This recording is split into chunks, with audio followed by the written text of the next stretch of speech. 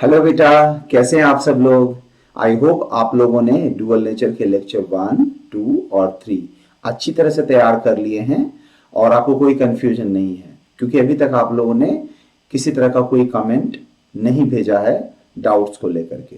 अच्छा बेटा, अब हम लोग इस चैप्टर के सबसे ज्यादा नेक्स्ट लेवल पे जो क्वेश्चन पूछे गए हैं वो डी ब्रॉगली वेव टॉपिक पर पूछे गए हैं, और इसके अलावा थोड़े बहुत मिसलेनियस टॉपिक से क्वेश्चंस पूछे गए हैं। तो चलिए हम उनको एक एक करके डिस्कस करते हैं। हमारा पहला क्वेश्चन है, an electromagnetic wave of wavelength lambda is incident on a photosensitive surface of negligible work function.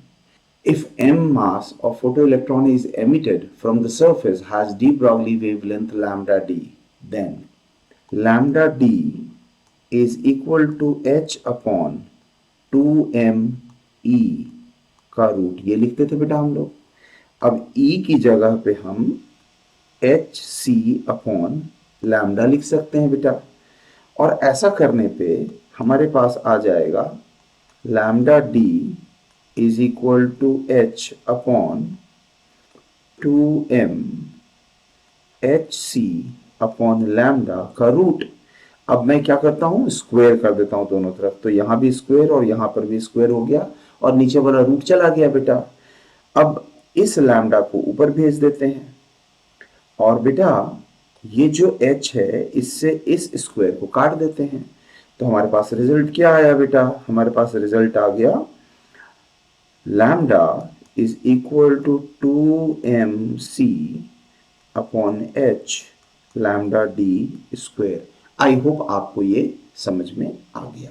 अगला सवाल है बेटा, an electron is accelerated from rest through a potential difference v volt if the de Broglie wavelength of the electron is blah, the potential difference is।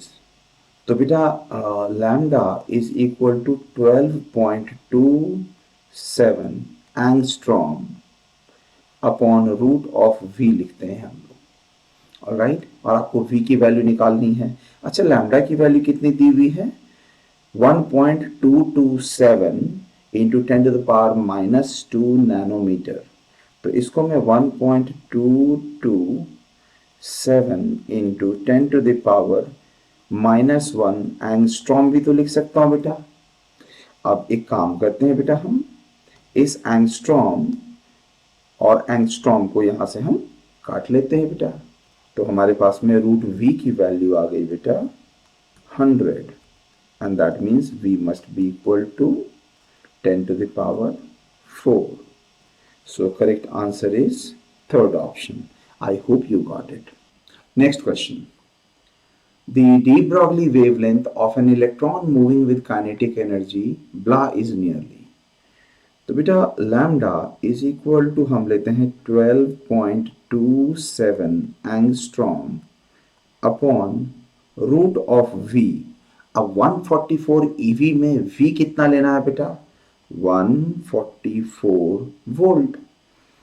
तो बेटा 144 का root तो 12 आ जाएगा, और बेटा यहाँ पे 12.27 एंगस्ट्रॉम जो है, अगर मैं इसको नैनोमीटर में लिखने जाता हूं तो फिर मैं क्या करूंगा, ये डेसिमल यहां से हटा करके इसकी जगह 1.227 नैनोमीटर एंड डिवाइडेड बाय 12।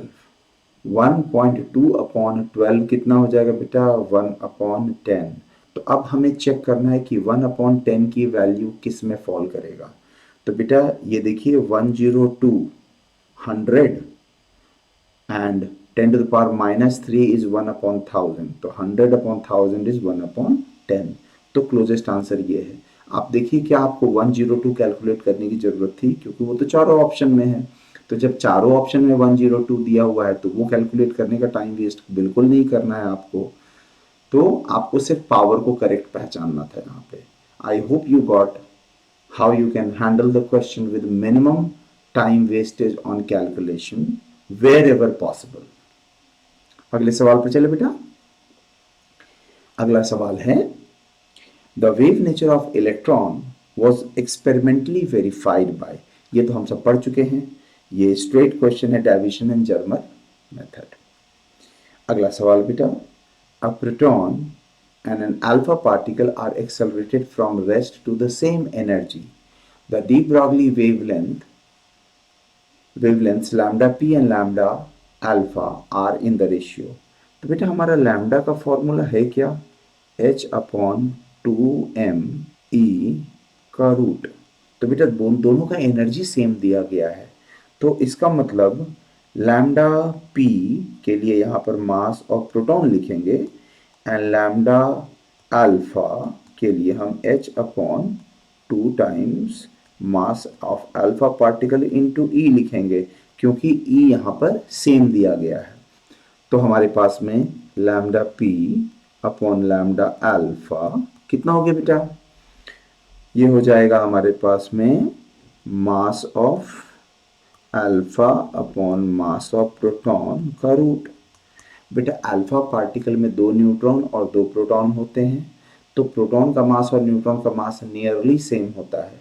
तो मास ऑफ प्रोटॉन अगर मैं m ले रहा हूं तो mass of alpha particle 4m लिया जाएगा।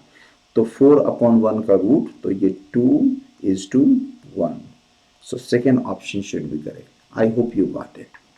Next question is, an electron is accelerated through a potential difference of 10,000 volt, 10 to the power 4 volt, is de Broglie wavelength.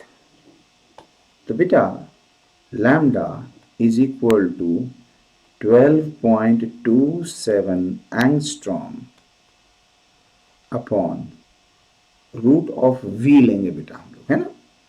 तो बेटा एंगस्ट्रॉम का मतलब 10 टू द पावर -10 होता है, और v की जगह पे 10 टू द पावर 4 लेना है, तो उसका रूट करेंगे तो 10 टू द पावर 2, तो ऊपर जाकर के 10 टू द पावर -10 और ये वाला -2, 10 टू द पावर -12 हो जाएगा। तो correct answer will be 12.27 into 10 to the power -12 metre, and second option is correct. I hope you got it बेटा। अगले सवाल पर चले बेटा। नेक्स्ट क्वेश्चन है, an electron of mass m with initial velocity v enters an electric field E given value at t is equal to 0 if lambda naught is its de Broglie wavelength initially, then its de Broglie wavelength at time t is। तो बेटा lambda naught is equal to h upon m v naught हो जाएगा, right बेटा। और lambda is equal to h upon m v लेंगे and v is equal to v not plus A T. तो lambda is equal to h upon m, और यहाँ पर क्या लिखेंगे बेटा? v not plus A T, और a की जगह पे हम फोर्स अपॉन, तो फोर्स की जगह पे e इंटू ई लिखा जाएगा अपॉन मास, ये हो गया acceleration into T.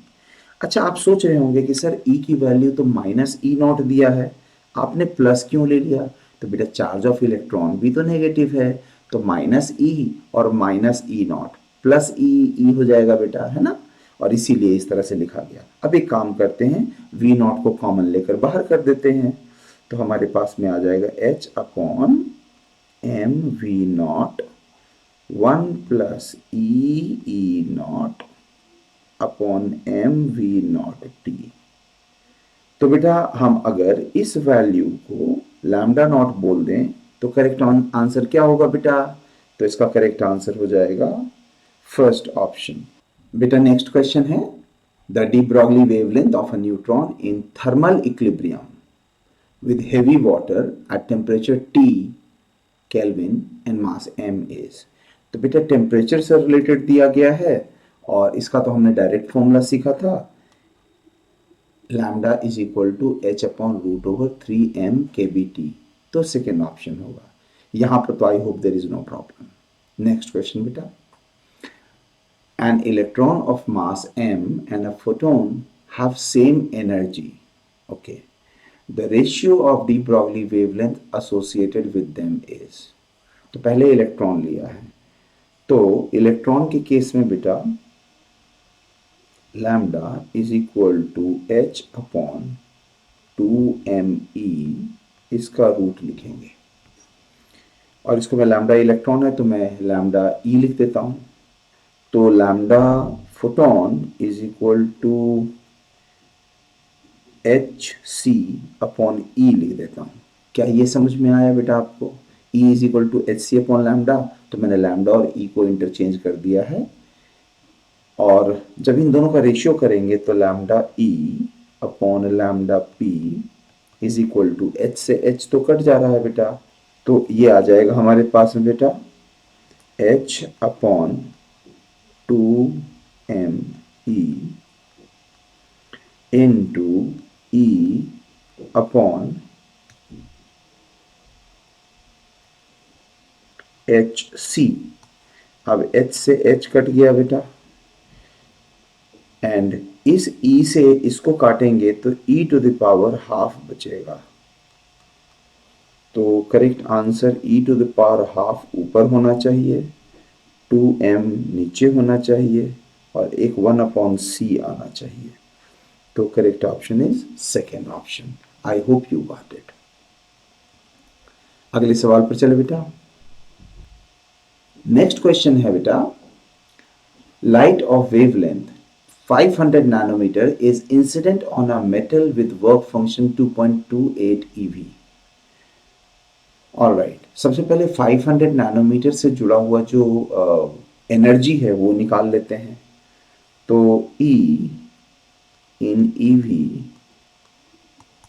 is equal to 12400 upon, यहाँ पर ये एंगस्ट्रॉम है बेटा, ऑलराइट, और यहाँ पर आ जाएगा हमारा ये 5000 एंगस्ट्रॉम। 500 नैनोमीटर को मैं 5000 एंगस्ट्रॉम लिख देता हूँ, तो ये काटने पर आ रहा है बेटा 2.48, इतना ईवी एनर्जी आ गया।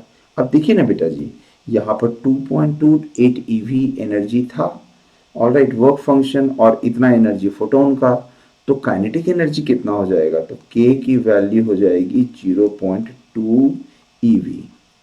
आई होप ये स्टेप समझ में आया आपको। अब लैम्डा निकालना है, तो इसके लिए हम लिखेंगे 12.27 angstrom upon root of v। तो रूट ऑफ v में रूट ऑफ 0.2 लिख देता हूं। अच्छा बेटा, थोड़ा सा प्लीज ध्यान दीजिएगा, तो आपको कैलकुलेशन से बचने का रास्ता सिखा सकूंगा।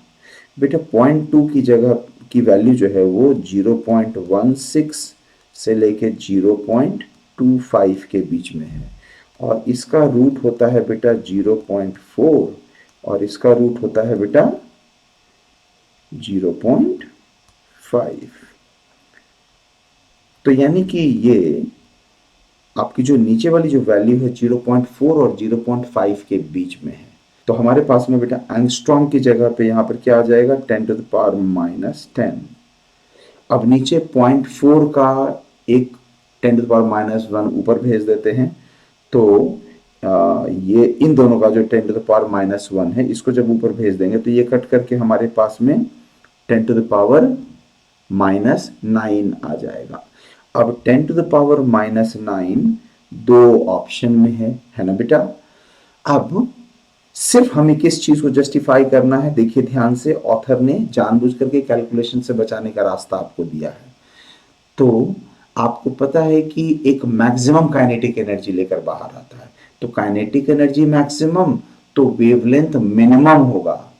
तो यानी कि आपका जो भी वेवलेंथ आएगा वो मिनिमम या उससे बड़ा होगा, तो मिनिमम या उससे बड़ा होगा, तो fourth option is correct and third option is wrong. I hope you got this. बेटा अब नेक्स्ट क्वेश्चन है, which of the following figures represent the variation of particle momentum and the associated de Broglie wavelength?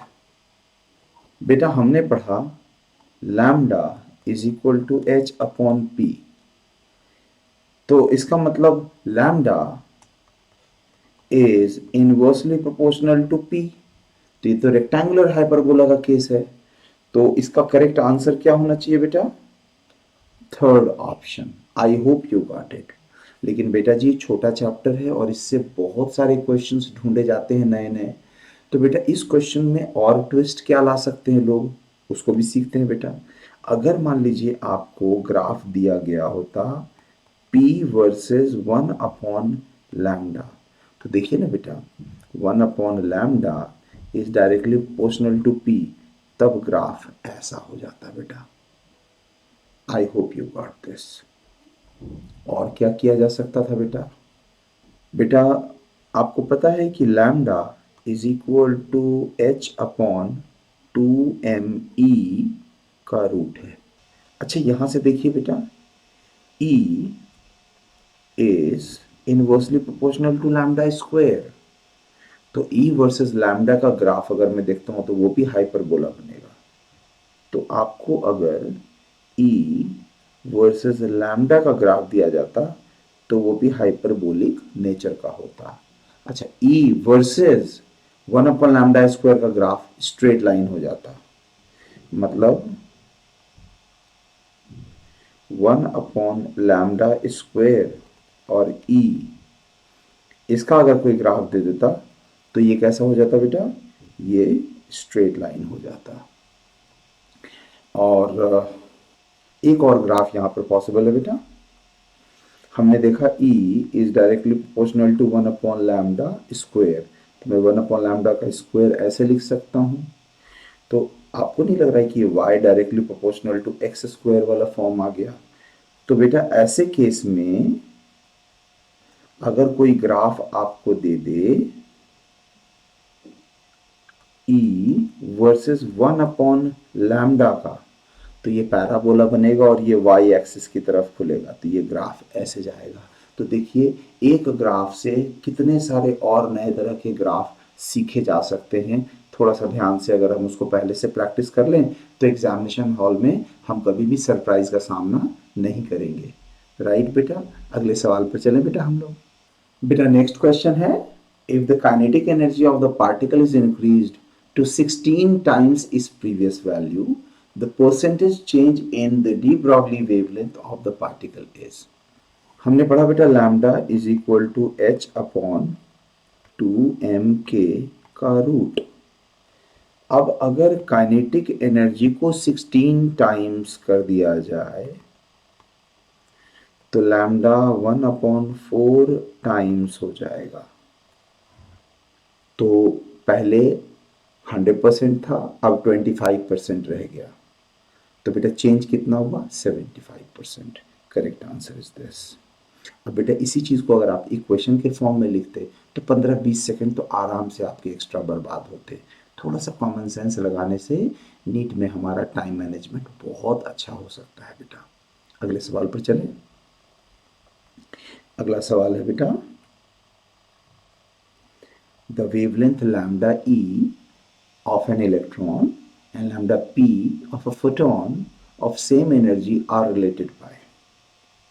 okay, तो lambda electron is equal to h/2me का root लिखते हैं।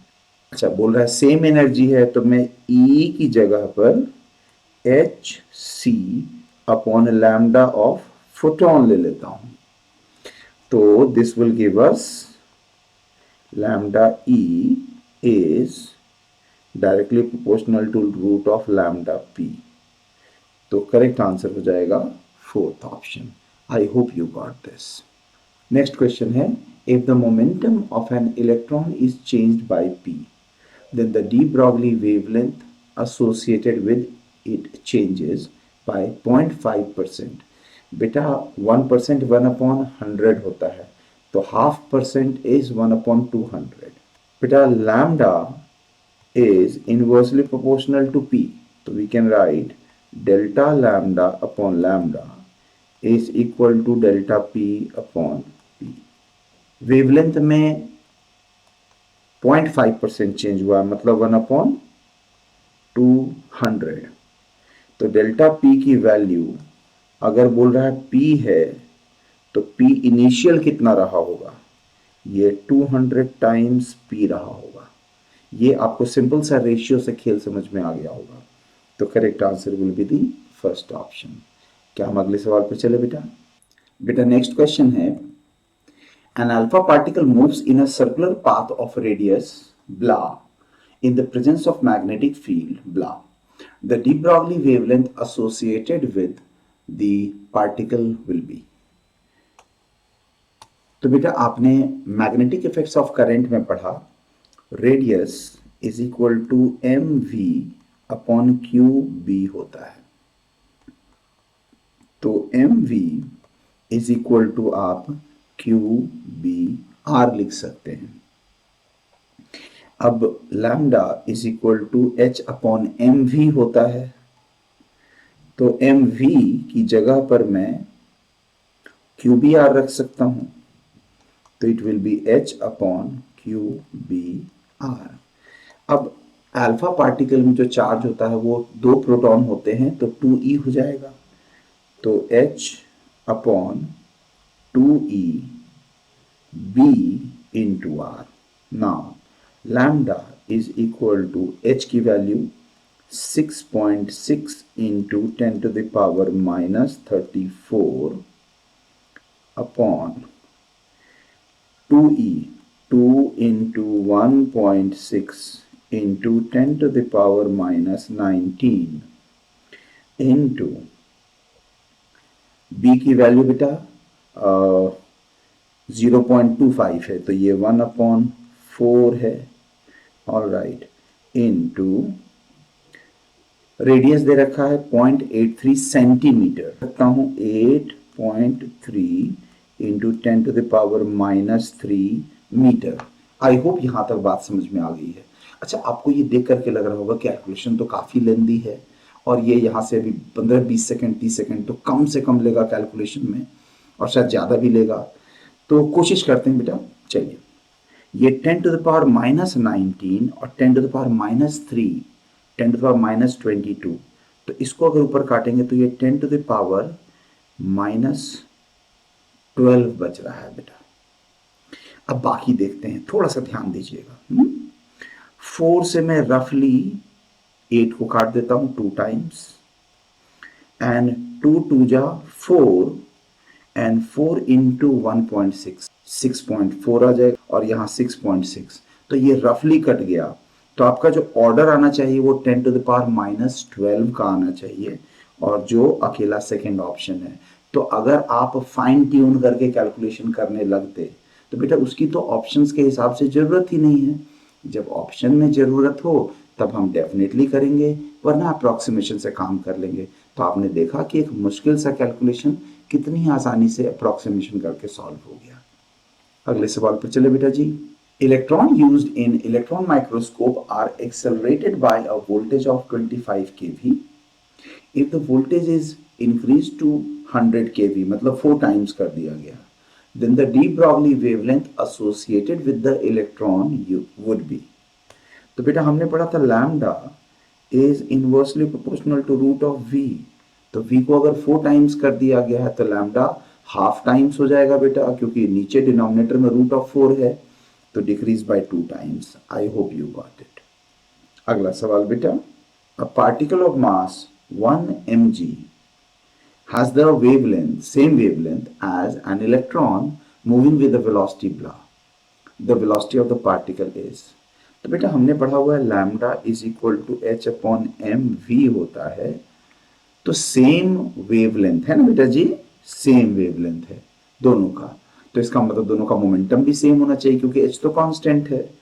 तो mass of particle into velocity of particle must be equal to mass of electron into velocity of electron।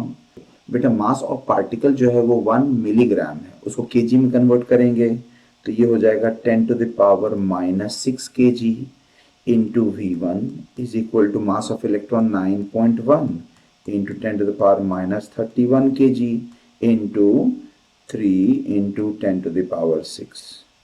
अच्छा बेटा, ये 10 to the power minus 6 को अगर मैं इधर भेजता हूं तो 10 टू द पावर प्लस 6 हो जाएगा दूसरी तरफ जाकर के, तो 10 टू द पावर 12 आ गया। अब 10 टू द पावर 12 और 10 टू द पावर माइनस 31, इन सबको अगर मैं काट देता हूं तो इन सब की जगह पे मेरे पास में बच जाएगा 10 टू द पावर माइनस 19।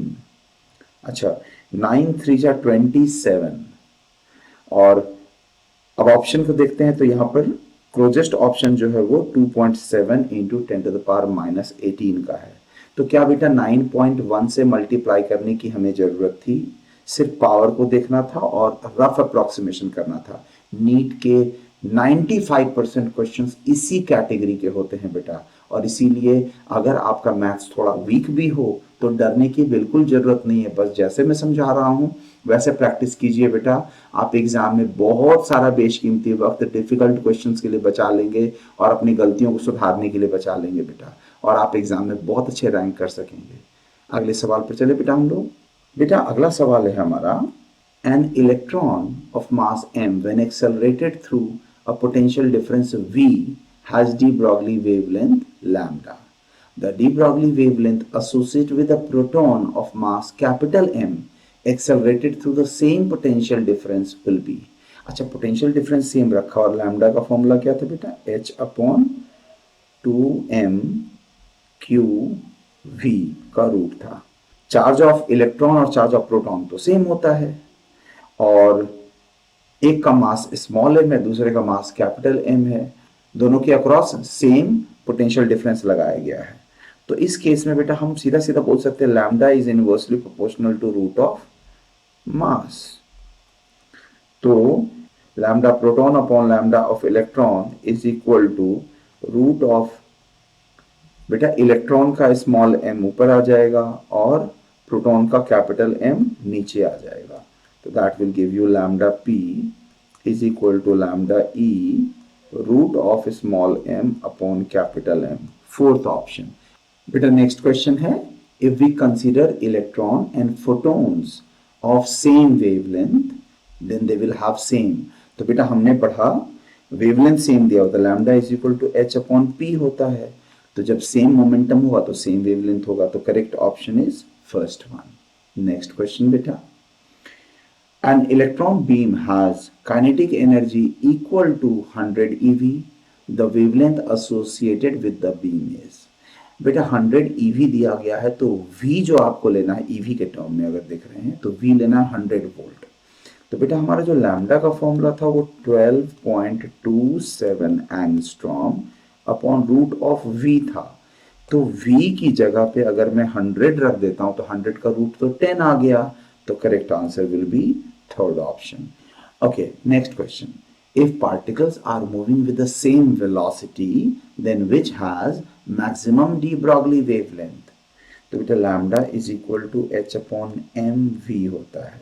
तो बोल रहा है सेम वेलोसिटी, तो v सेम और h भी कांस्टेंट, तो lambda is inversely proportional to mass. तो जिसका मास सबसे छोटा लैम्डा उसका सबसे बड़ा। तो बेटा बीटा पार्टिकल तो इलेक्ट्रॉन होता है बेटा, है ना, और इलेक्ट्रॉन का मास इन चारों पार्टिकल में सबसे कम है बेटा, और इसीलिए beta particle is the correct answer. I hope you got this. तो अब हम अगले सवाल पर चलते हैं बेटा।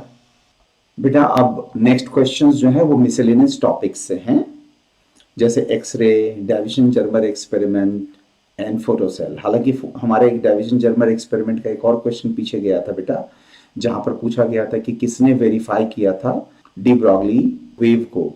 तो बेटा साइंटिस्ट या एक्सपेरिमेंट्स पर भी कभी कभी इस चैप्टर से क्वेश्चन पूछे गए हैं, तो आपको इसीलिए मैंने जब टॉपिक पढ़ाया था तो उसके बारे में किसने कौन से इन्वेंशन किए हैं इस पर्टिकुलर चैप्टर में वो मैंने कवरेज दी है। आप टॉपिक्स में एक बार उनको फिर से दोबारा रेफर कर लेंगे। ओके, अब चलते हैं इन क्वेश्चन पे बेटा। Electrons of mass m with de Broglie wavelength lambda fall on a target in an X-ray tube. The cutoff wavelength lambda naught of the emitted X-ray, X-ray photon है ना बेटा, तो हम पढ़ते हैं energy is equal to H C upon lambda. तो cut off wavelength lambda not is equal to हमारे पास आ जाएगा एच सी अपॉन एनर्जी। हम सब पढ़ चुके हैं कि लैम्डा इज इक्वल टू होता है एच अपॉन 2m ई इसका रूट।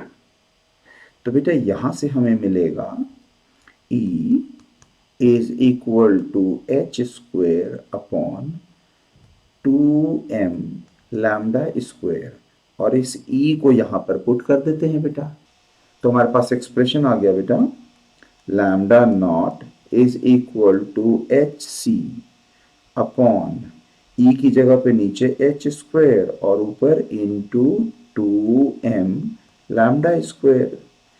इस h से एक ये वाला h कट गया बेटा। अब ऑप्शन इसके क्लोजेस्ट कौन सा दिख रहा है हमें? तो इसके क्लोजेस्ट ऑप्शन है 2mc lambda square upon h, first option. I hope you got this. बेटा अगला सवाल है, in the Davison and Germer experiment, the velocity of electrons emitted from the electron gun can be increased by। तो हमने deviation Germer experiment में देखा था जो इलेक्ट्रॉन निकलते हैं परफोरेटेड एनोड से हम उसको गुजरने देते हैं एक फाइन बीम को, और एनोड को हमने पॉजिटिव रखा था। तो जितना ज्यादा पॉजिटिव रखेंगे इलेक्ट्रॉन का बीम उतना ज्यादा एक्सेलरेट करेगा। तो यानी कि potential difference between anode and filament हम जितना ज्यादा बढ़ाएंगे इलेक्ट्रॉन उतना ज्यादा एक्सेलरेट करेगा, और जब एक्सेलरेट करेगा तो उसकी वेलोसिटी ज्यादा होगी। तो second option is correct. I hope you got this. A photocell employs photoelectric effect to convert change in frequency of light into energy into a change in electric voltage, change in the intensity of illumination into the change in photoelectric current, change in the intensity of illumination into change in the work function of the photocathode, change in the frequency of light into a change in the electric current. तो याद है आपको मैंने बताया था कि street light जो होती है वो अपने आप स्विच ऑन और स्विच ऑफ होती है। तो ब्राइटनेस जितना घटता है या बढ़ता है उसके बेसिस पे अपने आप वो स्विच ऑन और स्विच ऑफ होता है फोटोसेल बेटा, वो इलेक्ट्रिक आई कहलाता है।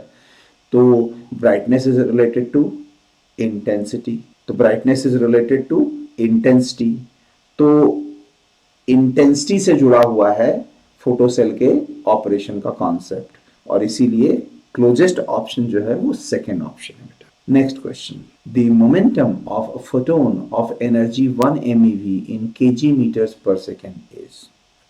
तो बेटा यहां पर फोटोन की एनर्जी है, तो फोटोन की energy E is equal to H C upon lambda लेते हैं। तो बेटा H upon lambda is equal to P is equal to E upon C आ जाएगा। अब P is equal to energy दे रखा 1 MeV, 1 MeV होता है बेटा 1.6 इंटू 10 टू द पावर -13, और C की वैल्यू हो जाएगी 3 इंटू 10 टू द पावर 8। तो 10 टू द पावर 8 ऊपर गया तो ये हो गया 10 to the power -21, and 1.6 upon 3 ये रफली हाफ के आसपास आ रहा है। तो half into 10 to the power -21 is 5 into 10 to the power -22। तो बेटा यहाँ पर डेसिमल में बहुत ज़्यादा आपको एफर्ट लेकर के कैलकुलेशन करने की ज़रूरत नहीं है। अगर हम छोटी छोटी बातों का ध्यान रखें और अप्रॉक्सीमेशन करें तो हम देख रहे हैं कि नीट के बहुत सारे क्वेश्चंस हम बहुत इजीली हैंडल कर सकते हैं, क्योंकि ऑथर हमें अप्रॉक्सीमेशन करने के लिए स्कोप देते हैं ऑप्शंस के जरिए, क्योंकि उन्हें भी पता है कि बच्चों को 60 सेकंड के अंदर पढ़ना भी है, क्वेश्चन को समझना भी है, कैलकुलेशंस भी करने होंगे और OMR भी मार्क करने होंगे बेटा। तो all these things do take time, तो उसके लिए स्कोप क्रिएट किया जाता है। Okay, with this we come to the end of this chapter beta. Bye.